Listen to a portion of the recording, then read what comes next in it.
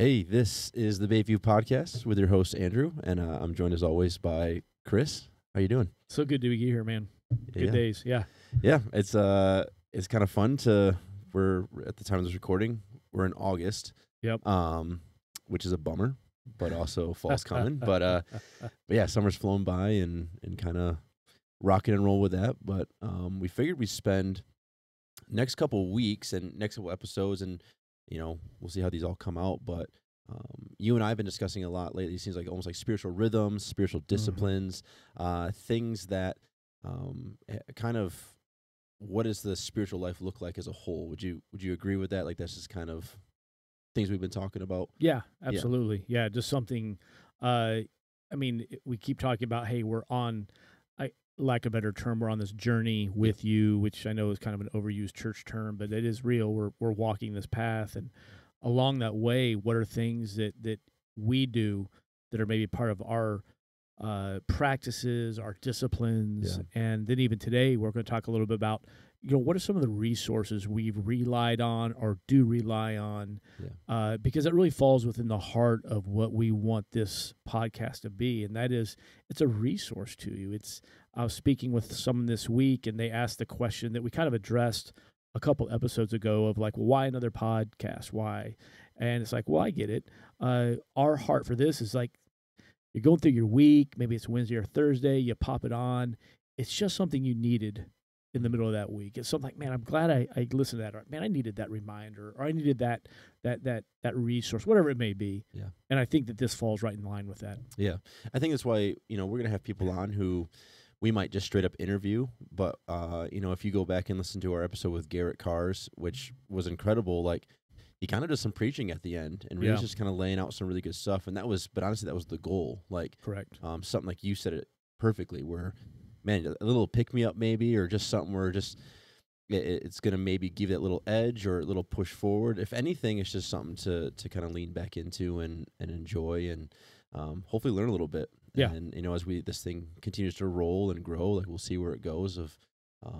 That word resource I think is excellent. And so kind of our goal today was part of our resources are things that are maybe influenced us, or maybe shaped our spiritual life, or shaped how we even do ministry, how we act as fathers or husbands, and we're all influenced by everything. Is what it kind of comes into, like, between social media and the news, and even the friends you interact with. And there's all those quotes on "Show me your 5 friends," and show you how your life's going to end, or whatever the thing is. Like, I butchered that, but just that idea of we're always being influenced.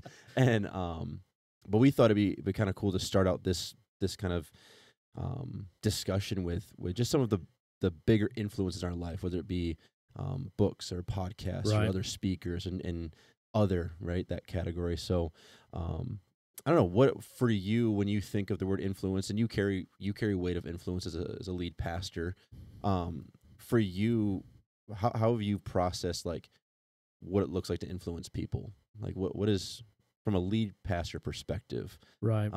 What does that look like for you, do you think?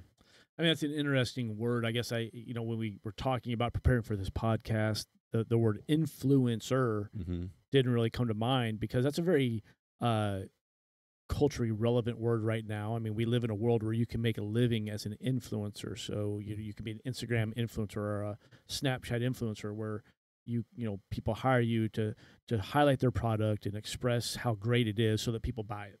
Yeah. And so influencing is obviously some sort of a persuasion or an encouragement to push people in a certain direction. Yep. And so I think in my role and in our role as pastoral leaders, obviously our influence is always to push people toward Jesus, push them toward the relationship. I try to push people away from religion, away from the organized version that you think is doing something for you and it's not. But dig into that relationship, get past all the things that we've accidentally made it that it shouldn't have ever been. So if I have that influence where I can say, hey, look, watch my life, watch how imperfect my life is, watch how I don't have all my ducks in a row, but watch how through it all, through the thick and the thin, I'm just going to keep chasing after Jesus. Yeah. I'm going to keep clinging to his grace. I'm going to keep crying out to him in my need. I'm going to keep giving him the glory for the good things. If that's influence, well, then good, I'm in. Sweet. If it's take my words because I'm going to tell you what to do and how to fix it, I don't want that kind of influence. That's not what I want to be. Yeah. So good. And then I think that mentality, at least from a ministry perspective, is something that always is kind of going through the back of my mind. Working with students or preaching a message on a Sunday morning, it's like there's a genuineness to like, I want Jesus to be known. I want him to be seen, not Andrew. Correct. And, there's obviously story after story of where that line gets kind of twisted or shifted or Right. blurred for people. But yeah, I think just the idea of man, I'm not good at this thing called life. Like you use the word imperfect, like that's so true. But man, if anything, if people see that like I care, that I love, like that relational side of things, like if we can start with that as our foundation. Yeah. That was Jesus at his core, like just the way he cared for people. It's our face-to-face series that we've been going through and things like that, of just that personal side of it. Right. Always trying to push and shine back to Jesus. And I'm excited about this conversation because I don't know about you, but it's been really easy being in ministry to like only look for influences that are from the church. And Right. I do think, like, if we're honest, like there are things that have influenced us outside of the church that I think have made us better influences or, Right. or have grown us, or at least have grown me in terms of that. And so I'm excited to share some of those things and just hopefully kind of shape this all-encompassing idea of who we are and why we do what we do. And I think for the people listening, maybe there's going to be things that come to mind of like, oh yeah, that was impactful for me, or maybe it'll direct you to be more aware of what you're being influenced by. Well, and to make sure you're being influenced intentionally. Mhm. We're all influenced. And so, yeah, we're going to share maybe some books, some podcasts, things like that you and I each individually maybe go to help us, to guide us as resources. And so we would encourage you, maybe it's just the concept of putting positive, godly influences in your life. Maybe it's actually clinging to some of the ones we share. So we'll make sure and put some of the links to some of these books and things in the comments section so that you can easily have access to it. And these are just a variety of different things. Yeah. Different things. And I love that you mentioned the topic of things that we utilize to help us be better men, better fathers, better husbands, better leaders, whatever it may be. I think it's a wide open spectrum there. And so we're not going to pigeonhole it into one thing. Yeah. But just some things we do. So why don't you kick us off? Let's I don't know, we want to start maybe with like what are some books maybe that have shaped you or that you've gone to that have just have that impact? Books that you've actually finished, maybe. Not the stack of started. A couple books that I wrote down. First and foremost, the one that kind of I think, it is the book Radical by David Platt. That was a book that came out when I was in college, and I actually read it with a couple different groups of people. And I'm glad I read it at that stage in my life because its big focus is the idea of like the American dream doesn't actually fit into the gospel. That's right. Right. I think that's been said from stage by other people, but this idea of just like the bigger house, the better car, like this affluent lifestyle, when push comes to shove, like that's not what the gospel is actually about, right? Gospel with this idea of being a living sacrifice and some of that kind of stuff. That book really helped shape, I think, my perspective on that. I don't think by any means as a college student I was like, man, I can't wait to be rich and do ministry. Right. But it was a really good reminder of like, man, my life is not about this world. Right. Like my ultimate, like what's going to end up happening with my life, like how I'm going to be someone who's going to be an example to someone else. Like I need to make sure it is a direct point back to Jesus and not get caught up in, I think, some of the treasures and the toys that can be found here on earth. And so that one I think is just stuck out because I read it at such a probably a pinnacle time in my life. Right. Good. But yeah, I love that one.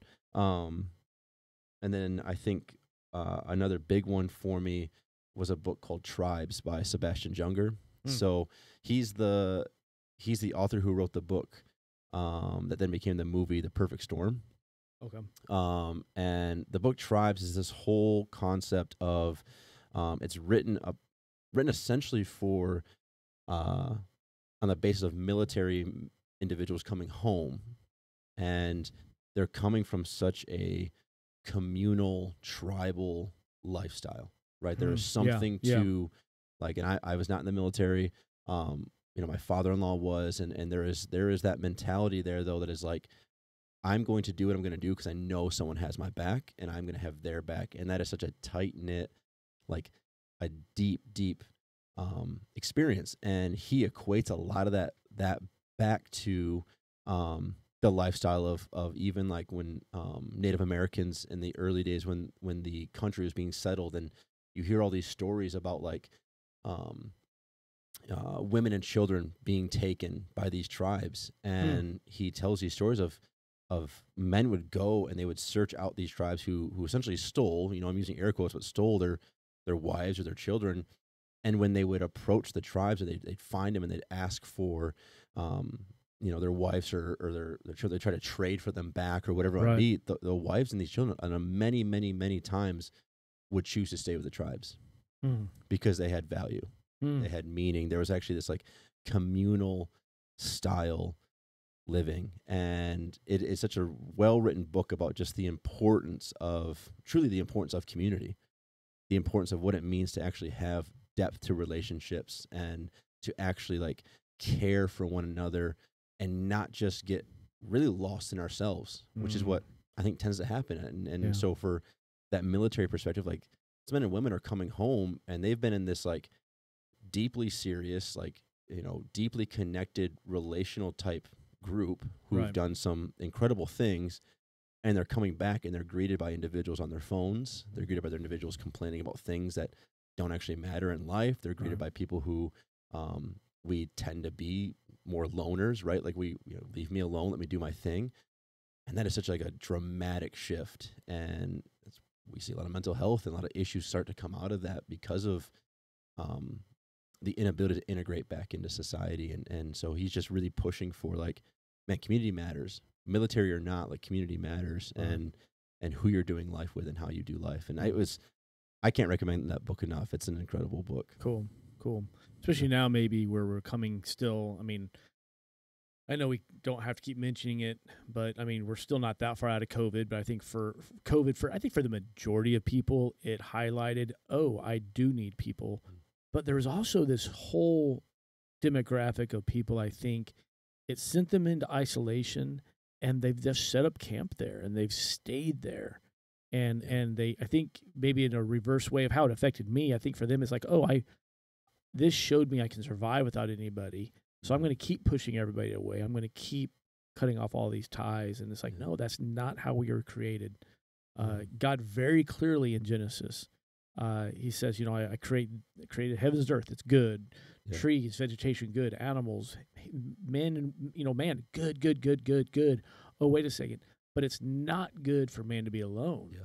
And we're just not created that. We're created for community. We're created to have that. So I think that's super cool. Yeah. So I love the book. That was Tribes by Sebastian Junger. Like I just, I've really enjoyed. That's one I've read multiple times and kind of found myself going back to. And then maybe a third book that I can't recommend enough is one called The Samson Syndrome by Mark Atterbury. And it's really from the perspective of like, it's this grand overview of like who Samson was and his life, Samson from the Bible and whatnot. And, but ultimately, and it is directed more towards men. But I think anyone could read it because it just talks about things of like the downfall, like the negative side of Samson. And there's a lot of redemption though tied into that, and how like that doesn't have to be your story either. If you struggle with things like lust or pride or a lot of these things that we can kind of read Samson struggling with, like it's written from a perspective of that you can get over those things right through God. And cool.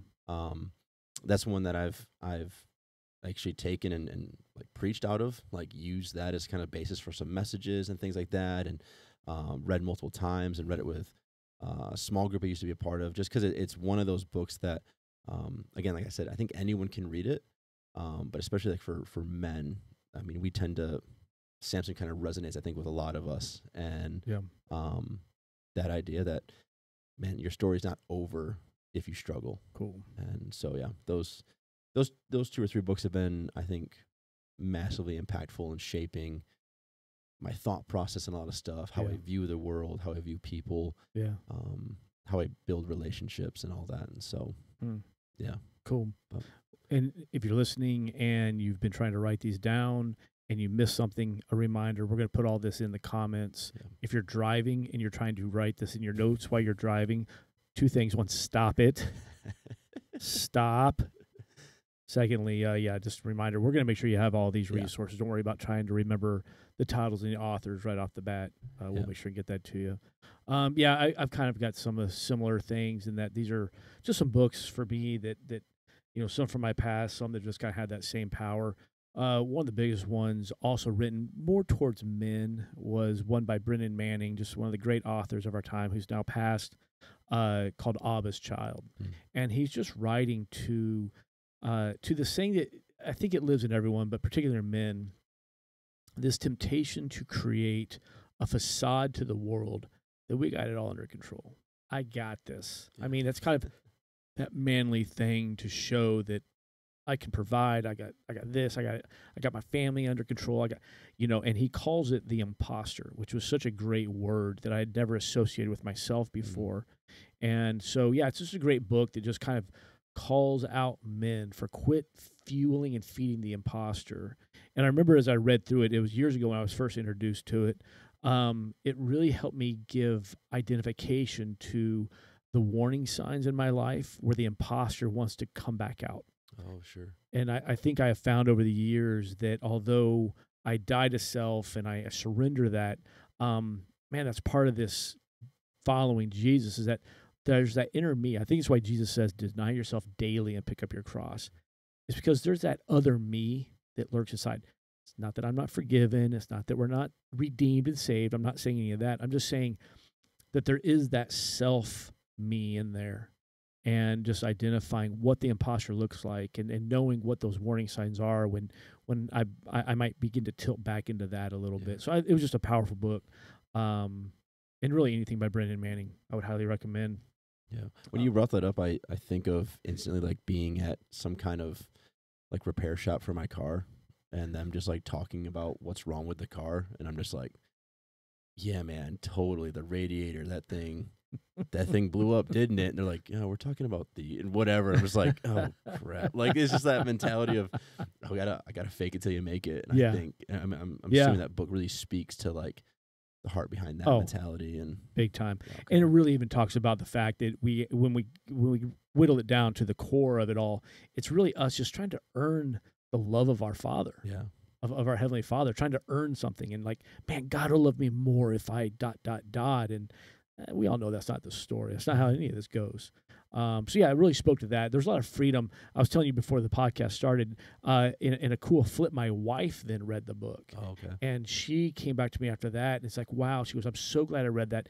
There were things in there for her, but mostly I remember her saying, it helps me understand you. Yeah. As a male, as a man, so much more, understanding your needs and understanding, the things that go on inside of you that maybe I couldn't even articulate at the moment. So anyway, super cool book. Cool. You can find that on Amazon anywhere. Second one, A Tale of Three Kings. Someone handed that to me. Oh man, it was only about 7 or 8 years ago, actually, going through kind of a very hurtful time. Kind of a lot of wounds that had the potential to kind of fester in there and kind of bury themselves deep. And this is a book about, it's about David and Saul, and then ultimately David's son Absalom. And it's just this amazing book that kind of all of a sudden kind of pulls a U-turn on you, kind of one of those switcheroos. Like, you think you're reading it from one perspective of like, yeah. And then all of a sudden it's like, oh, wait, you're talking about me the whole time. Yeah. Ouch. And just challenging us at the core of our heart, particularly in the realm of forgiveness and bitterness and release and humility and all the things that we don't like to talk about as men, particularly because we associate those with weakness, which they're not. But powerful book. And I would recommend if you're, whether it's relationally, professionally, or certainly in church, because church certainly causes wounds in people. If at any level you've been wounded, hurt, let down by someone that you really felt like, man, I thought I could trust that person or individual. Man, read that book. Yeah. Read it open-heartedly. Go in there, total blank slate, and just see where it takes you. I think it's going to be a pretty powerful journey. That might be the one book I've purchased and handed out more than any other book other than the Bible. Yeah. Obviously the Bible tops the list. I mean, if we didn't say that at the beginning of the podcast, yes, obviously the Bible. I guess we functioned under that umbrella.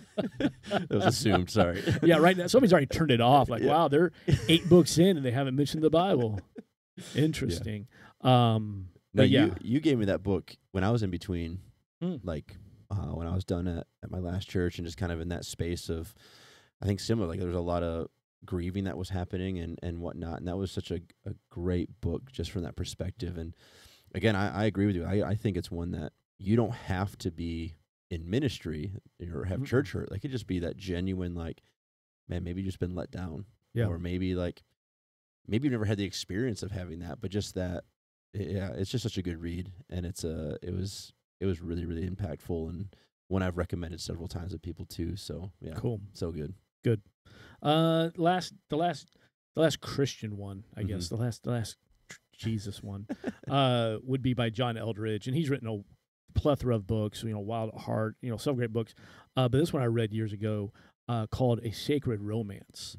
And I thought it was really cool. It was one of the first books I read that really reminded me and brought me back to what is the core of our relationship with Jesus, our relationship with God the Father, and that at the core of it, it was such a different word to plug into there, but it's a romance story.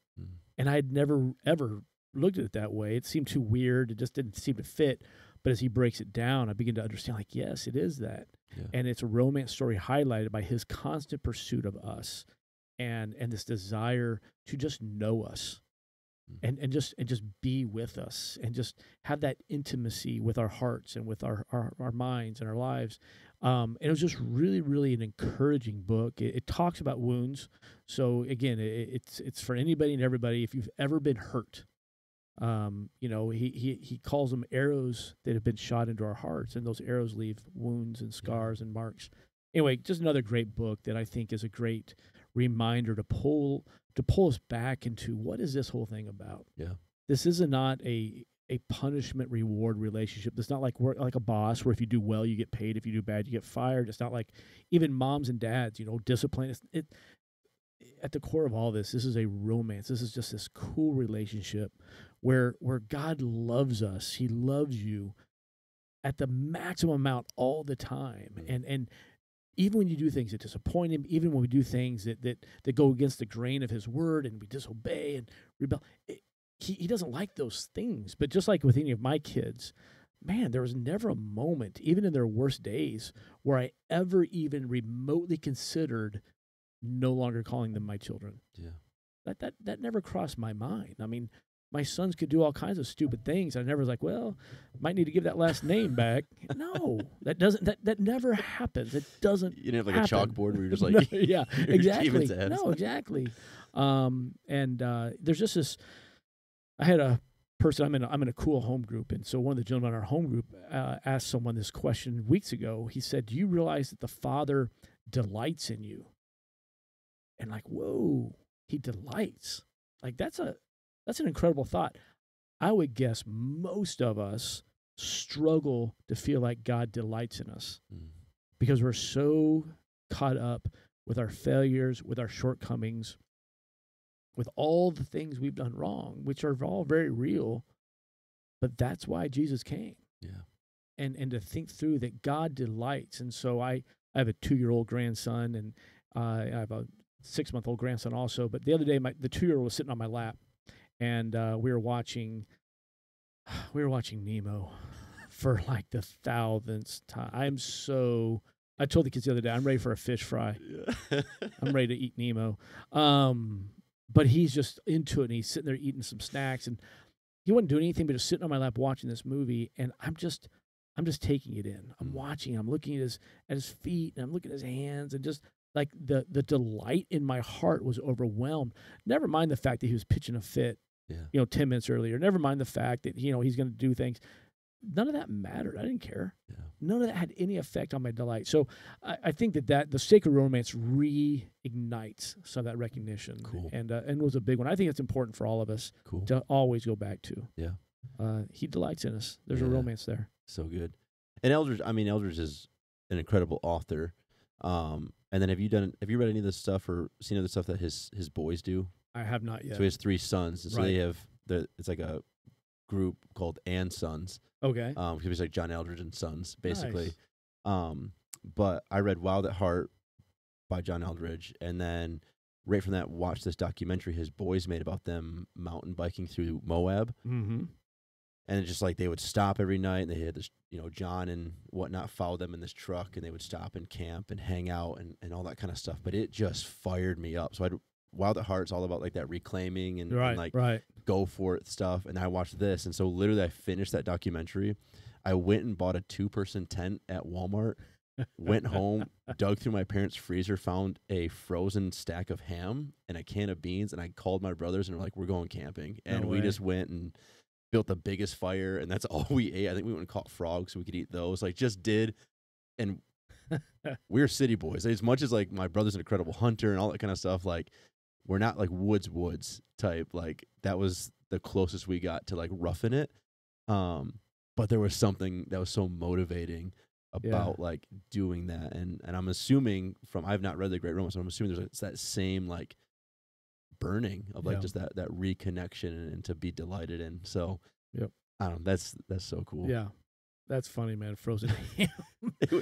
I mean, nothing in the book says you couldn't go get like some some bread and some nice Dijon mustard. Like nobody said you couldn't do that. I mean, we didn't have a can opener. Like, so we had this can of beans. I'm like, why did I grab this? And it's like my brother's like, why is this? And I'm like, guys, it's what we had. So how did you open the can? Oh, we just took a knife and just pounded it until we could break it open and slurped out of the can, and it was wild. But I don't know. I love when stuff like that like fires you up. Yeah. And I'm gonna have to check out Great Romance. Yeah, Sacred Romance. Sacred Romance. You'll like that. So yeah. So those are kind of like Christian ones. Now you mentioned that sometimes maybe it's books or resources that inspire you differently as a husband, as a parent, things like that. Yeah. Any resources that come to mind that you're like, hey, yeah, this author, this book. Yeah, what I've learned and I don't have any like authors that come to mind directly, but one of the things I had to switch in my brain, I think when I finished Bible college and just kind of schooling in general, was I didn't read for a long time, and I kind of avoided, I think, a lot of like that content if it wasn't Christian, right? If it wasn't based from a believer.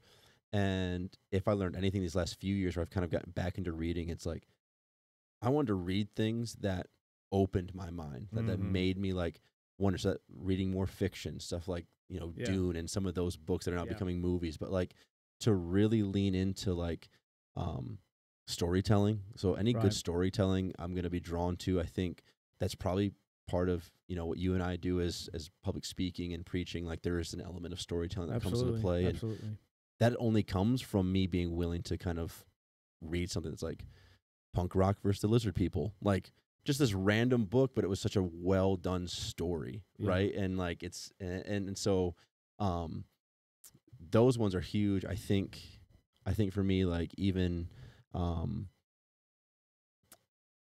man, I follow a handful, like we'll talk about this I think in a later episode, but like physical, like working out and stuff like that. And so YouTube's been huge to follow just different individuals who they're not professionals per se, but they're really passionate about being healthy. Right. And so if I learned anything, like I think through this process, even preparing for this, like I started realizing like there's a vetting process that I think goes into like what you're being influenced by.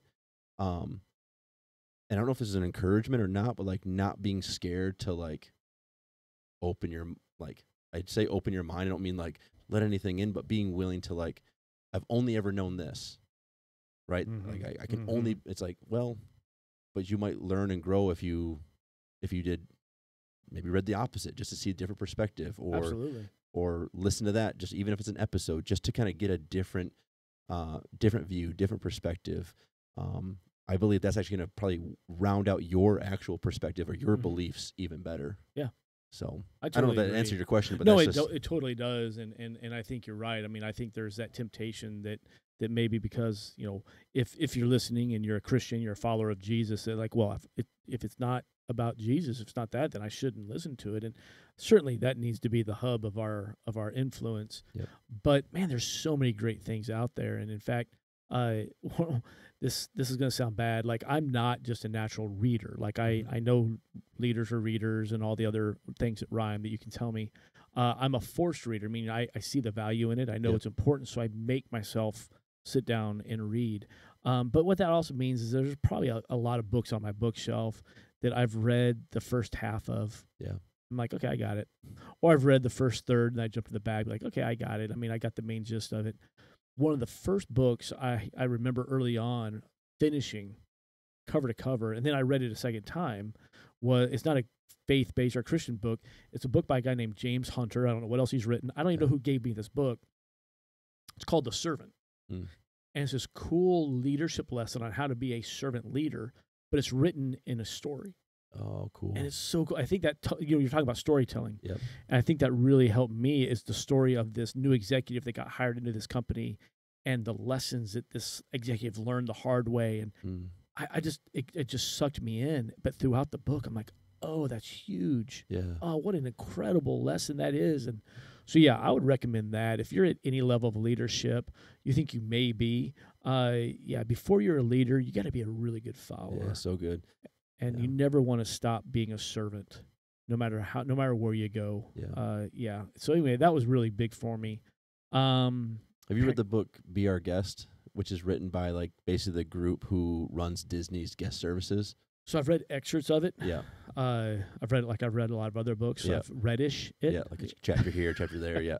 That was incredible though, from that mentality of like thinking about first impressions, thinking about what's going to make, it's Disney, so what's going to make every moment magical? But like, it really does just give you that behind the scenes look of like, what does it mean to put people first and to actually like think through the lens of what's going to make this the best experience possible for someone.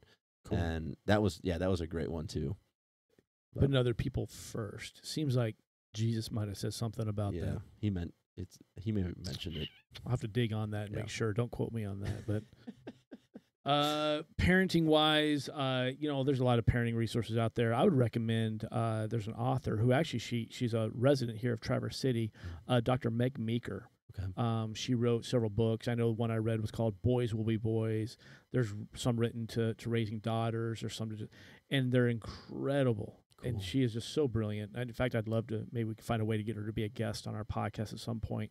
But yeah, just super, super impactful. If you're looking for anything to help you with parenting, read it. Cool. Get something by her. I would recommend Sooner Than Later, because if you wait too late, it's going to be a book all about how terrible you were. If you read it early on, it's all the ways to not be terrible. Like, I'm like, I failed so many ways. Why didn't I read this earlier? My boys are all 12. It's over. I'm done. So anyway, so we got books and things like that. I'm sure, in our reading, I'm sure that includes blogs. I don't know if you follow the blogs. I follow several, the Gospel Coalition, things like that. But along with that, we listen. Yep. And so we talked a little bit about maybe other podcasts. What are some things you pour in that way? A really good one. My wife loves this one, and so I've been able to catch a couple episodes with her, or like she's shared stuff she's learned. But John Mark Comer, he's a former pastor of Bridgetown Church in Portland. Mm-hmm. He wrote the book Ruthless Elimination of Hurry, which is also just an incredible book. But he runs a podcast called Practicing the Way.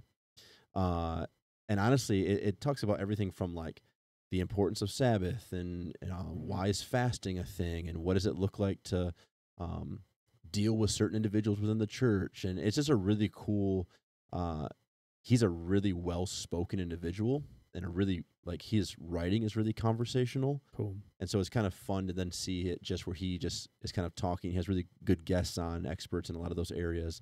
And I've really just enjoyed that. It's kind of a more mellow, style. Like you feel like you're sitting in the living room with them. It's kind of that vibe. But just great stuff. All faith based, and why practicing the way of Jesus essentially would be the long form title of it. But practicing the way, and that one's been super good. And then I love Craig Rochelle's podcast, the Leadership Podcast. Yep. Just because whether you like Rochelle or not, he knows I believe he knows what he's talking about when it comes to leadership. Yeah. And he does it from a perspective that's not just leadership in the church. Right. Like he is a broad spectrum leader when it comes to what he talks about.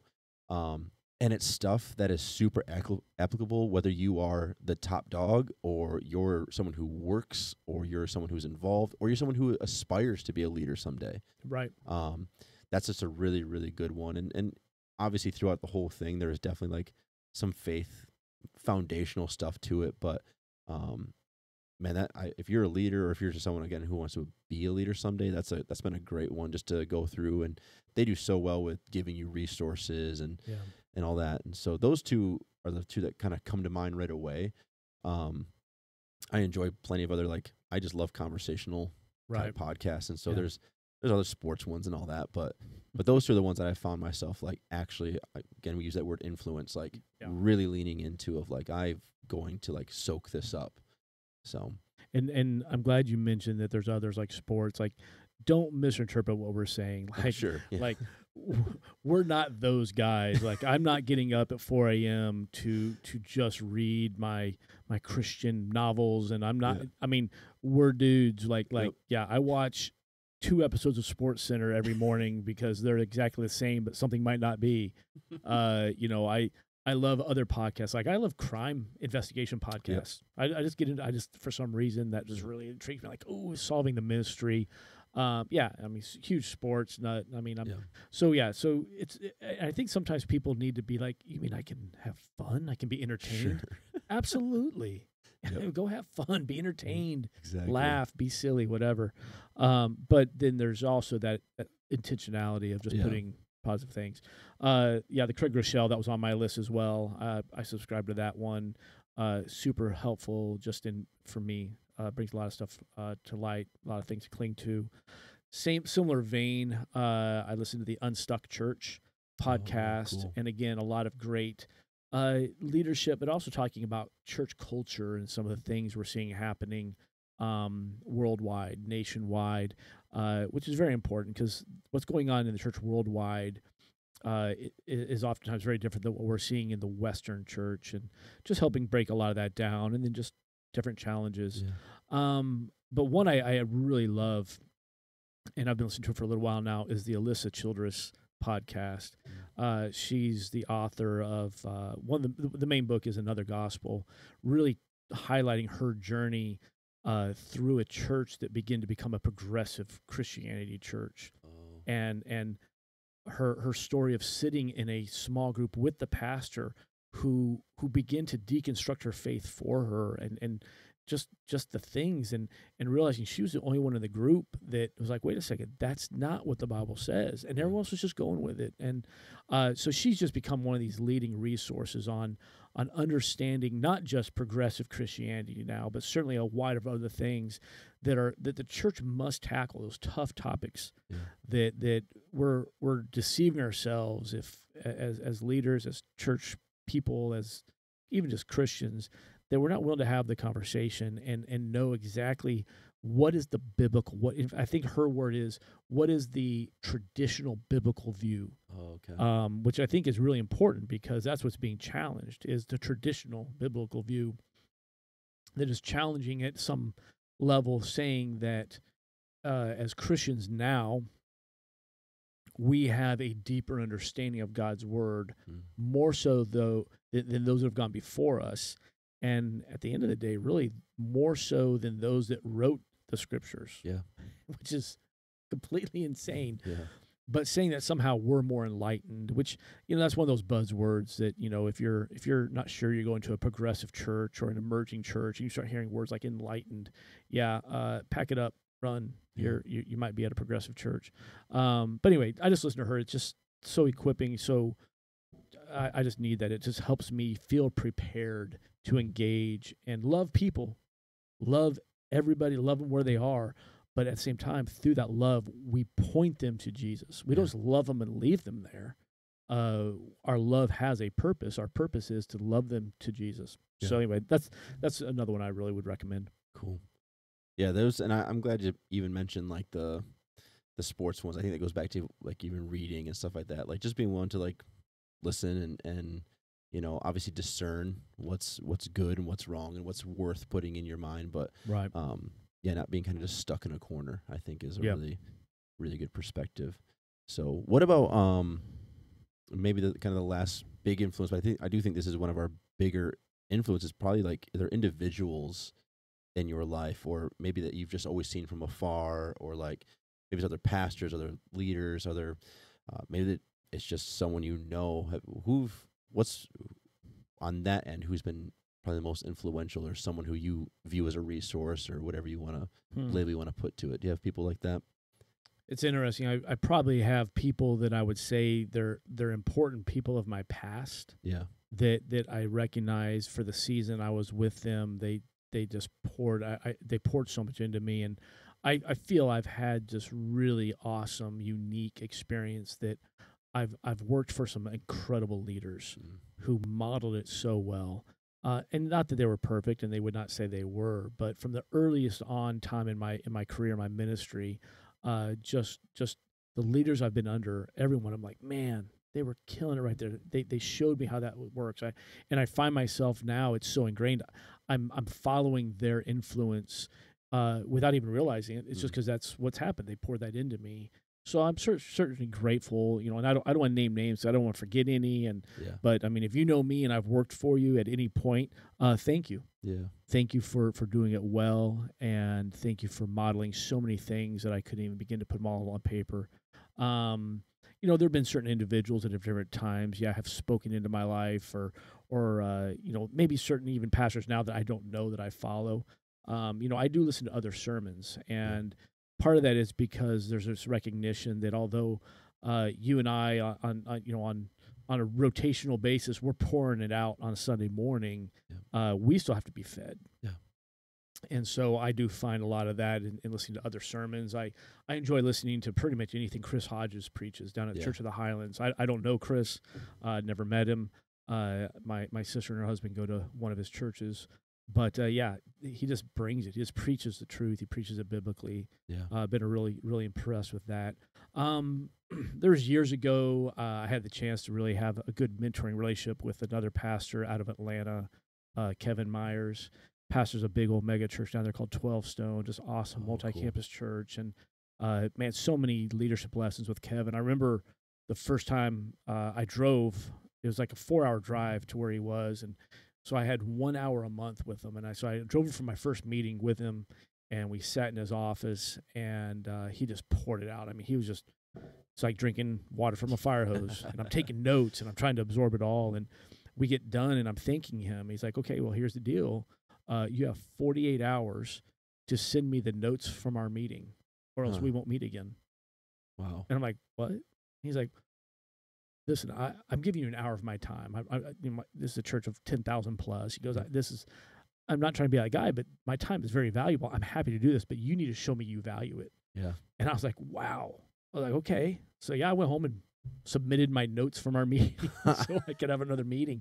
But it was really cool, and it really made me like, wow, okay, I appreciate your time. And if nothing else, that actually really helped me have a perspective on respecting other people's time. Oh, cool. So anyway, it was good. Yeah. So those are some of the ones for me. I mean, I'm sure there's many others. So yeah. What about you? And my dad. I don't want to, Dad, if you're listening, obviously, watching you, learning from you, huge. I talk to my dad on a regular basis still. So yeah.